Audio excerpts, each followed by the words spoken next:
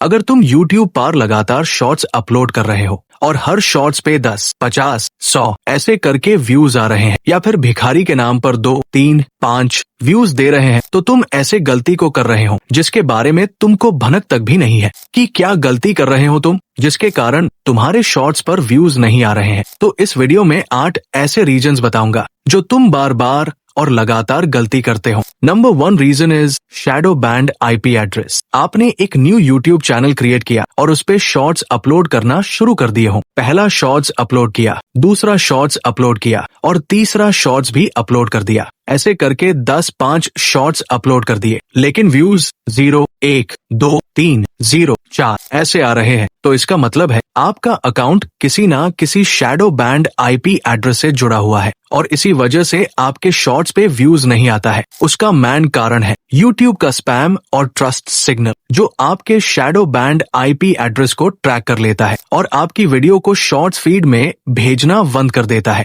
आप यही सोच रहे होंगे कि यार शैडो बैंड आईपी एड्रेस क्यों आता है? तो तब आता है जब तुम कुछ सस्पिशियस एक्टिविटी करते हो, जिसमें 3 गलती है जो तुम करते हो। फर्स्ट है, अगर तुम एक ही मोबाइल से मल्टीपल अकाउंट बनाते हो, इससे यूट्यूब समझता है कि तुम कोई स्पैम कर रहे हो। सेकंड है, अगर तुम बार बार नया अकाउंट बनाकर कम्युनिटी गाइडलाइंस ब्रेक करने वाली वीडियो डालते हो, तो ये यूट्यूब की नजर में एक बहुत बड़ा वायलेशन बन जाता है। तीसरा है कि अगर तुम किसी थर्ड पार्टी से पैसे देकर सब्सक्राइबर्स, व्यूज, लाइक्स या कमेंट्स लेते हो, तो ये भी एक बहुत बड़ा कारण है जिससे चैनल को शैडो बैन कर दिया जाता है। और जब यूट्यूब को इन सब के बारे में पता चलता है, तो वो उस आईपी एड्रेस से अपलोड होने वाली सभी वीडियोस को शॉर्ट्स फीड में जाने से रोक देता है। चाहे तुम्हारी वीडियो की क्वालिटी कितनी भी अच्छी क्यों न हो, तुम चाहे जितने भी अच्छे से हैशटैग्स, टाइटल या डिस्क्रिप्शन लगा लो, यूट्यूब तुम्हारी वीडियो को शॉर्ट्स फीड में नहीं भेजेगा। और जब वीडियो शॉर्ट्स फीड में नहीं जाएगी,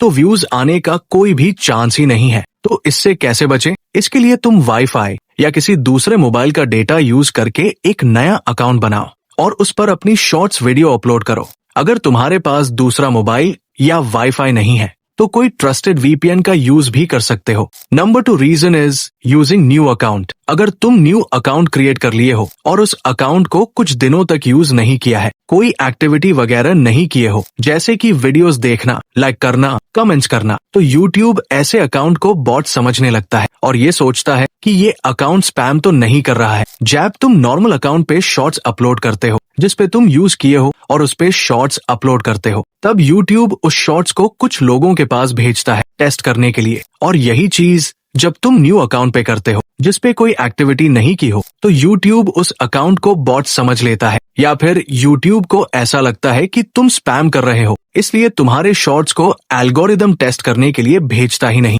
इसलिए अगर यूट्यूब शॉर्ट्स के लिए न्यू अकाउंट क्रिएट किया है या करने वाले हो, तो उस अकाउंट को एटलीस्ट 1 से 2 हफ्ते तक यूज करो और तुम उस अकाउंट से जिस नीश में वीडियो बनाने वाले हो, उस नीचे के वीडियोस देखो, लाइक, कमेंट करो और सेम नीश के कुछ चैनल्स को देखो और कुछ को सब्सक्राइब भी कर लो। ऐसा करने से यूट्यूब के पास उस अकाउंट का डेटा आ जाता है, जिसे तुम्हारी वीडियोस को सही ऑडियंस को भेजने लगेगा और एल्गोरिदम ये भी समझ जाता है कि तुम एक ह्यूमन हो, ना कि बॉट। इसलिए न्यू अकाउंट क्रिएट कर रहे हो तो अस अकाउंट से कुछ एक्टिविटी वगैरह करो। Number 3 reason is picking a niche. सबसे पहला और जरूरी चीज रहता है एक बेस्ट नीश को सिलेक्ट करना। जितना जरूरी लॉन्ग वीडियो के लिए नीश होता है, उतना ही जरूरी शॉर्ट्स वीडियो के लिए नीश होता है। और यही 99% लोग हैं जो नीश सिलेक्ट करने में गलती करते हैं। ज्यादातर लोग हाई कंपटीशन वाले नीश सिलेक्ट कर लेते हैं जिनमें तुम कुछ अलग कर ही नहीं सकते हो, लाइक एआई मोटिवेशनल चैनल। इसमें अलग क्या ही कर सकते हो, और पूरी तरह से ऐसे रैंडम नीश को सिलेक्ट कर लेते हो जिसके बारे में कोई नॉलेज नहीं होता। तो ऐसे चैनल को ग्रो करने में दिक्कत तो आएगी ही, या फिर तुमसे कभी ग्रो हो ही ना पाए। अगर तुम नीश के अकॉर्डिंग पोस्ट नहीं करते हो, कुछ भी पोस्ट कर देते हो, जैसे कि तुम्हारा नीश फैक्ट्स का है और तुम मूवी एक्सप्लेन की वीडियो डाल देते हो, तो भूल ही जाओ कि तुम्हारा चैनल इस जंग में ग्रो हो पाएगा, क्योंकि एल्गोरिदम कंफ्यूज हो जाता है और सोचता है मैं अब इस वीडियो को किसके पास भेजूं, क्योंकि तुम्हारा ऑडियंस तो फैक्ट्स का है। तो कुछ समय बाद एल्गोरिदम भी वीडियो को शॉर्ट्स फीड में भेजना बंद कर देता है और धीरे धीरे शॉर्ट्स पे व्यूज आना भी बंद हो जाता है। इसलिए ऐसा नीश सिलेक्ट करो जिसमें कम कंपटीशन हो और यूनिक हो, जिसपे तुम कुछ अलग कर सको। और अगर तुमने अपने अकॉर्डिंग सही नीश सिलेक्ट कर लिया और चैनल ग्रो हो गया, तो तुम उस चैनल पे शॉर्ट्स के साथ साथ लॉन्ग वीडियो भी डाल सकते हो। इसको तो जानते ही होगे यश प्रताप सिन्हा, जिसने सिर्फ शॉर्ट्स अपलोड करके 1 मिलियन से भी ज्यादा सब्सक्राइबर्स गेन कर लिए। अब चैनल ग्रो होने के बाद उसने भी लॉन्ग वीडियोस डालना शुरू कर दिया। दी अभय डायनेस्टी, इस चैनल ने भी सिर्फ शॉर्ट्स डाल के ग्रो किया, उसके बाद लॉन्ग वीडियोस डालना शुरू कर दिया। ऐसे ही बहुत सारे चैनल हैं जो शॉर्ट्स डाल के ग्रो हुए और फिर लॉन्ग कंटेंट पे शिफ्ट हो गए। इसलिए नीश को सोच समझ के सिलेक्ट करना। Number 4 reason is uploading too much. बहुत लोग सोचते हैं कि ज्यादा शॉर्ट्स अपलोड करूंगा तो जल्दी चैनल वायरल हो जाएगा, लेकिन होता है इसका उल्टा। अगर ज्यादा वीडियो डालना शुरू करते हो तो व्यूज बढ़ने की जगह घट भी सकते हैं।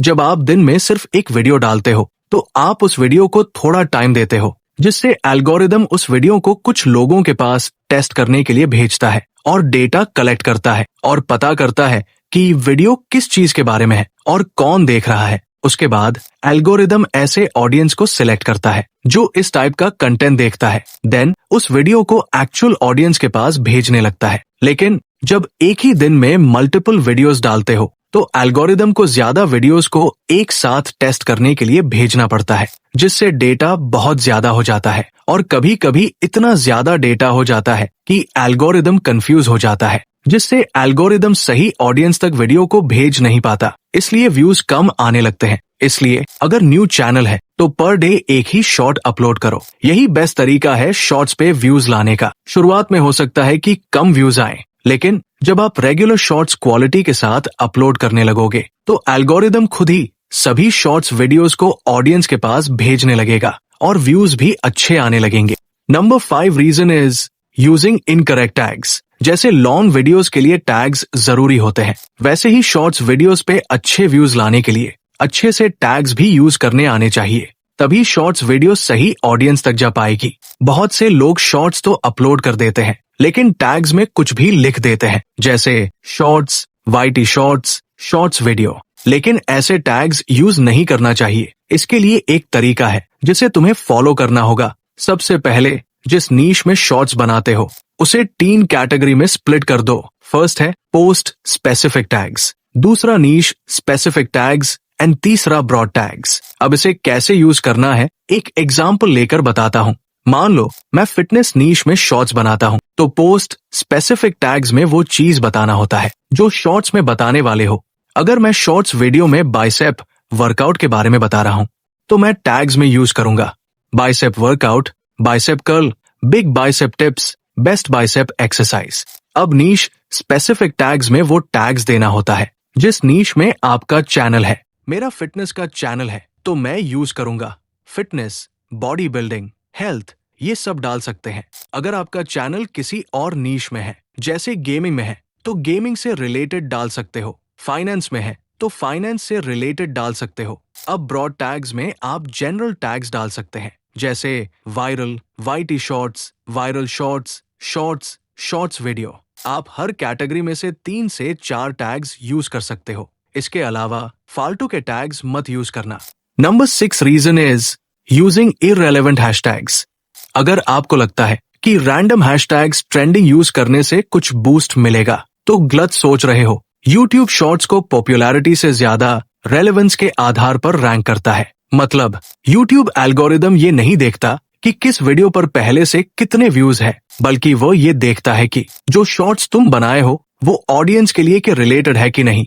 और ये एल्गोरिदम कैसे चेक करता है? हैशटैग से। लेकिन तुम शॉर्ट्स के कंटेंट के अकॉर्डिंग हैशटैग्स यूज नहीं करते हो तो यूट्यूब आपकी वीडियो को रॉन्ग ऑडियंस को भेज देगा, जिससे आपकी वीडियोस पे कम व्यूज आएगा, रिटेंशन कम मिलेगा और एंगेजमेंट तो भूल ही जाओ। अगर अच्छा व्यूज लाना चाहते हो तो उस शॉर्ट्स वीडियो में जो इन्फॉर्मेशन दे रहे हो उसका 10 से 15 वर्ड्स का एक समरी लिखो और डिस्क्रिप्शन में डालो।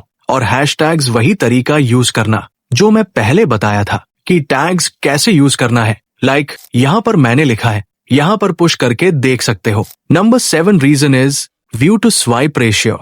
अब होता यह है कि आपकी शॉर्ट्स वीडियो को देखने के लिए कितने लोग रुकते हैं और कितने लोग उस शॉर्ट्स वीडियो को स्वाइप कर देते हैं। अगर तुम्हारी व्यू टू स्वाइप रेशियो लगभग 70-30 है, मतलब कि एल्गोरिदम तुम्हारी शॉर्ट्स वीडियोस को 100 लोगों के पास भेजती है, जिसमें से 70% लोग देखते हैं और 30% लोग स्वाइप कर देते हैं, तो आप सेफ जोन में हो। और अगर आपकी व्यू टू स्वाइप रेशियो 70% से कम है, तो बहुत कम चांस है कि एल्गोरिदम आपकी शॉर्ट्स वीडियो को ज्यादा लोगों के पास भेजे। कुछ समय बाद यूट्यूब उस वीडियो को शॉर्ट्स फीड में भेजना बंद कर देगा, क्योंकि ज्यादातर लोग आपकी शॉर्ट्स वीडियोस को पसंद नहीं कर रहे, इसलिए ऑडियंस उसे स्किप कर रहे हैं, जो आपकी शॉर्ट्स के लिए बहुत ही खराब बात है। अगर view to swipe ratio increase करना चाहते हो, तो हुक पर ज्यादा काम करो। वीडियो का पहला 3 सेकंड ही डिसाइड करेगा ऑडियंस रुकेगा कि नहीं, इसलिए जितना हो सके उतना स्ट्रॉन्ग हुक बनाने की कोशिश करना। अगर आपकी शॉर्ट्स का रेशियो 70% प्लस हो गया, तो आपकी वीडियो को वायरल होने से कोई नहीं रोक सकता, इसलिए जितना हो सके हुक पे काम करना। Number 8 reason is inconsistent posting. अगर तुम YouTube पर रेगुलर पोस्ट नहीं करते हो, जब मन तब पोस्ट कर देते हो, आज किया फिर 10 दिन के बाद, 5 दिन के बाद, इस तरह से पोस्ट करते हो, तो एल्गोरिदम तुम्हारा शॉर्ट्स को कभी सीरियसली नहीं लेगा। और ये सबसे बड़ी गलती है जो ज्यादातर लोग करते हैं। अगर सच में तुम इनकंसिस्टेंटली पोस्ट कर रहे हो, तो अभी ही बंद कर दो, नहीं तो एल्गोरिदम कंफ्यूज हो जाएगा और तुम्हारा शॉर्ट्स को शॉर्ट्स फीड में भेजेगा भी नहीं। एल्गोरिदम वीडियो को शॉर्ट्स फीड में भेजने के लिए एक चीज चाहता है, और वो है कंसिस्टेंसी। लेकिन अगर आप कंसिस्टेंटली वीडियोस पोस्ट नहीं कर पा रहे हो, तो एक रूटीन बना लो और उस पे काम करते रहो। तुम हफ्ते के 7 दिन शॉर्ट्स अपलोड नहीं कर सकते हो, तो हफ्ते में 3 शॉर्ट्स अपलोड करो, 2 दिन पर 1 शॉर्ट्स, या फिर हफ्ते में 2 शॉर्ट्स अपलोड करो, 3 दिन पर 1 शॉर्ट्स। ऐसे करके तुम कंसिस्टेंसी मेंटेन कर सकते हो। अब भी तुम्हारे मन में कोई सवाल है तो कमेंट करो, जितना जल्दी हो सके रिप्लाई देने का ट्राई करूंगा, या इंस्टाग्राम पे भी मैसेज कर सकते हो।